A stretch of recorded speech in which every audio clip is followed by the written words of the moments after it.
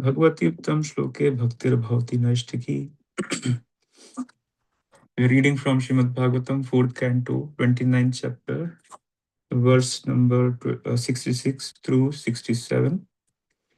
Verse number 66. Mana eva manushya purva rupani sanshati bhavisyatascha bhadramte tatheva na bhavishyatah. Translation purport by Srila Prabhupada. Srila Prabhupada ki jai. O King, all good fortune unto you. The mind is cause of the living entities attaining a certain type of body in accordance with his association with material nature. According to one's mental composition, one can understand what the living entity was in the past life, as well as what kind of body he will have in the future. Thus, the mind indicates the past and future bodies. Purport. The mind is the index of information about one's past and future lives. If a man is a devotee of the Lord, he cultivated a devotional service in his previous life. Similarly, if one's mind is criminal, he was criminal in his last life. In the same way, according to the mind, we can understand what will happen in the future. In Bhagavad Gita 14.18, it is said that Urdhvam gachanti satvastha madhye tishtanti rajasa jaganya guna vritistha adho gacchati tamasa. Those who situated in the mode of goodness gradually go upward to the higher planets. Those who in the mode of passion live on the planetary, earthly planets. And those who in the mode of ignorance go down to the hellish worlds. If a person is in the mode of goodness, his mental activities will promote him to a higher planetary system. Similarly, if he has a low mentality, his future life will be most abominable. The lives of the living entity in the both past and future are indicated by the mental condition. Narad Muni is herein offering the king blessings of good fortune so that the king will not desire anything or make plans for sense gratification. The king was engaged in the fruitive ritualistic ceremonies because he hoped to get a better life in the future. Narad Muni desired him to give up all mental concoctions. As explained before, the all body in the heavenly planets and hellish planets arise from mental concoction, and the sufferings and the enjoyment of material life are simply on the mental platform. They takes place on the chariot of the mind, Manorath. It is therefore said, Yasyati bhaktir bhagvati akinchana sarver gunes tatra samaste surah harav abhaktasya kuto mahadguna mano rathenasti dhavato bahi. One who has unflinching devotion for the Supreme Personality of Godhead has all good qualities of demigod. But one who is not a devotee of the Lord has only material qualification that are of a little value. This is because he is hovering on the mental plane and is certain to be attracted by the glaring material energy. Unless one becomes a devotee of the Lord or becomes fully Krishna consciousness, he will certainly hover on the mental platform and be promoted and degraded in different types of bodies. All qualities that are considered good according to the material estimation actually have no value because these so-called good qualities will not save a person from the cycle of birth and death. The conclusion is that one should be without mental desire. Annabhilashta shunyam jnana karmadi anavratam. One should be fully free from material desire, philosophical speculation, and fruitive activities. The best course for a human being is to favorably accept the transcendental devotional service of the Lord. That is the highest perfection of human life. Verse number 67. Adrashtam shrutam chatra क्वचिन्त मनसि दृश्यते यथा तथा अनुमंतव्यम देश काल क्रिया मश्रय. Translation: sometime in a dream we see something never experienced or heard of in this life, but all these incidents have been experienced at a different time, in a different place, and a different condition. Purport. In the previous verse, it was explained that in the dream we see that which was experienced during the day. But why is it that we sometime in our dream see what we have never heard of or seen any time during our life?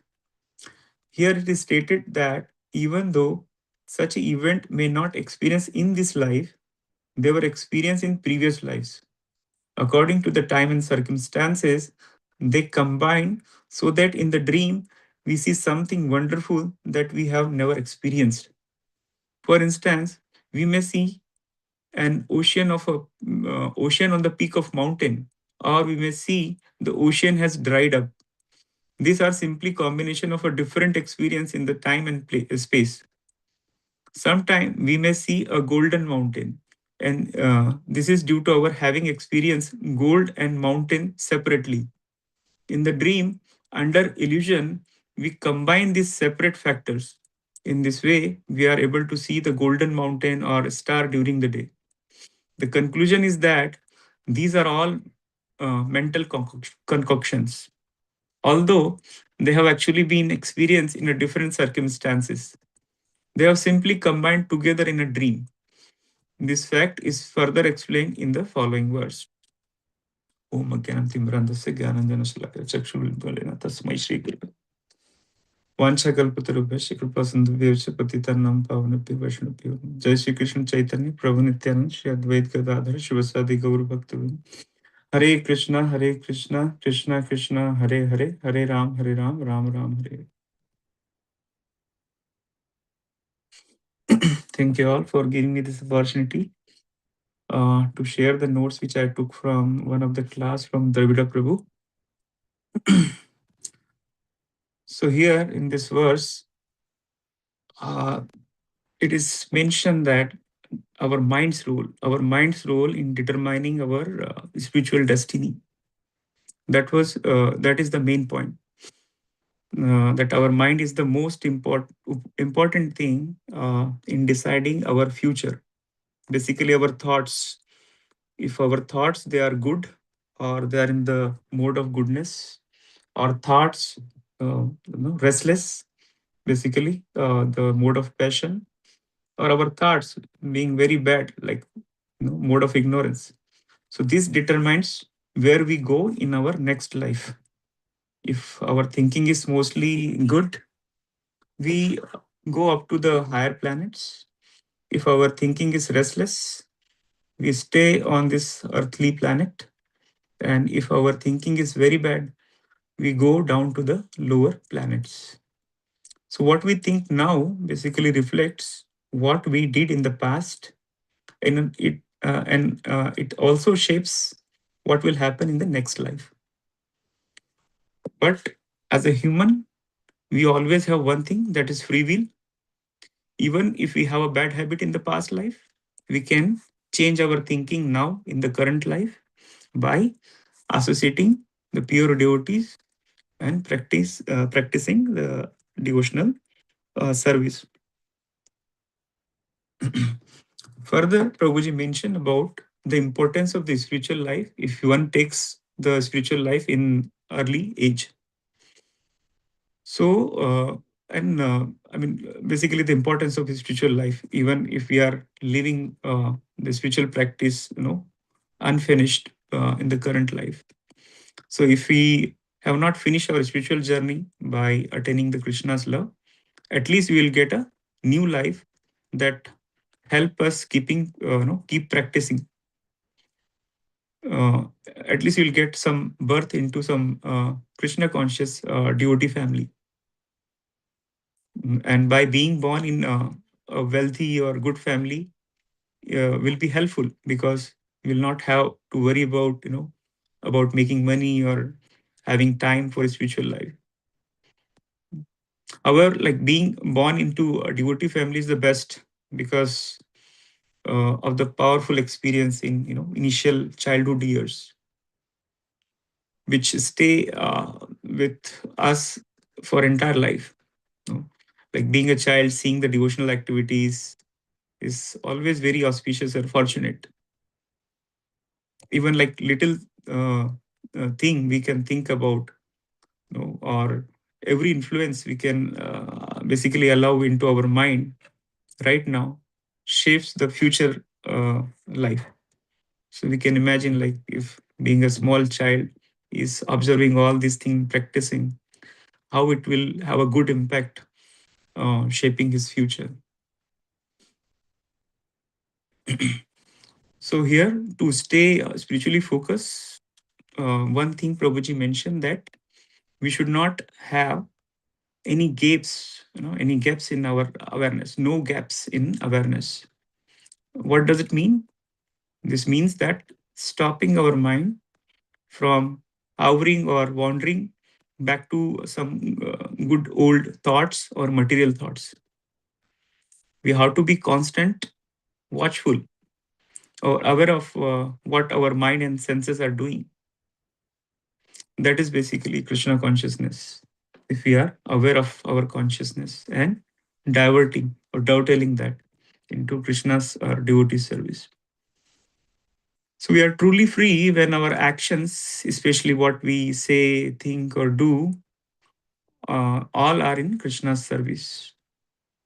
The great devotees like Srila Prabhupada has proved this.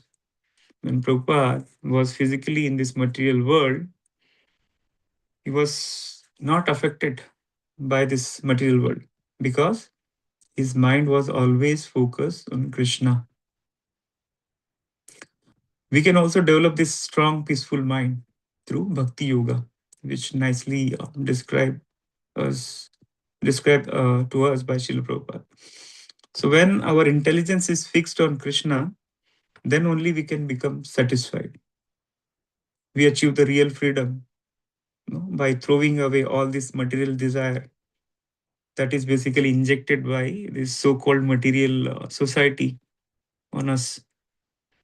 So once our mind is busy serving, thinking about Krishna, glorifying Krishna, our old material desire gone, and new one cannot enter into our heart because we are practicing Krishna consciousness. So Krishna sends his devotee and these shastras uh, to give us the choice to stop being controlled by our previous karma. We have this free will, but animal they don't have. So when we sincerely try to follow the spiritual path and start chanting, what happened? Krishna immediately responds and gives us more energy. Dadami buddhi yogam. Krishna, also called Paramatma or Super Soul in our heart, and when we attentively hear about him, he becomes pleased and actively cleans away all the bad effect of our previous life, our hidden subtle desires or bad qualities, whether it in gross or subtle way like lust, anger, and illusion. So it's very personal process. For every one small step we take towards Krishna, Krishna, out of his causeless mercy, takes 10 steps towards us. The problem starts because our original love for Krishna is covered by material desire. Our desire to enjoy this world, it is just like a twisted version of our original desire to please Krishna because we forget Krishna. So we are our all desires are twisted to we become our self focused or self centered in this material world. So the conscious effort what we take, you know our senses which naturally want to enjoy or use them to please Krishna, This is the most important thing. And in our senses also, the most important sense for this practice is our ears for hearing and our tongue for chanting. So chanting the holy name can change our desire, because the holy name is Krishna himself, and Krishna is all attractive. Sarva Akarsak, Krishna. So if he's all attractive, then maybe our, not maybe, or definitely our desire will be changed if we chant nicely or seriously. Even it is said, if even if one chants without focus due to his anarthas, is still, this chanting helps removes the bad karmas. But if we chant seriously or prayerfully, then it completely transforms our mind and makes our future bright. Holy name is so powerful that if we read about or talk about the holy name's glory, whenever we hear holy name's glory, we become attracted, and our mind is ready to chant nicely. And many, all of us, we experience this in this recent Japa retreat, when nice session given by Yamuna Jivan Prabhu and His Holiness Rompa Swami Maharaj. Definitely, we become attracted, and we chanted uh, many rounds. So, reading and repeating the prayers in the scriptures is so important, because they are very pure. The most people pray for the material things like making money or having safety in their life. However, the wise people know uh, what to pray basically. Or true wise men always pray for him to surrender to Krishna, because he knows that Krishna is everything. And the goal is not to get better material life or heavenly planet. It is just a trick of Maya to keep us in this temporary world. But we know that our goal is a spiritual world. So the entire the spiritual path is basically about managing our desire, getting rid of this selfishness, and developing the pure desire to serve Krishna and his devotee. Because a devotee knows that a person who does not serve Krishna cannot have uh, the good qualities, lasting. Even so-called material good quality one may possess, but if he is not serving Krishna, the good qualities cannot last long. Because in that way, if we are not Krishna conscious, our mind will be like an uncontrolled chariot. Uncontrolled chariot will always lead to some trouble only. So, what is the main idea? The devotee's main idea is Krishna is the owner of everything. So, I should use my all belonging positions and energy to serve Krishna. And our body and mind must be used in Krishna's service. That is called the real detachment. Using anything that would usually be for our own enjoyment to Krishna's service, which can connect us to Krishna basically. This is opposite of like so-called other vairagya or Falgu vairagya we can see, where people try to be very strict. They will observe something, but in mentally they will hide so many material desire. So that is not suggested. So true detachment is active, being active, not inactive, being active, using our senses, our tongue, hearing, voice, everything to serve Krishna, glorify Krishna. Then our future or our progress on this way back to Krishna is sure. I would like to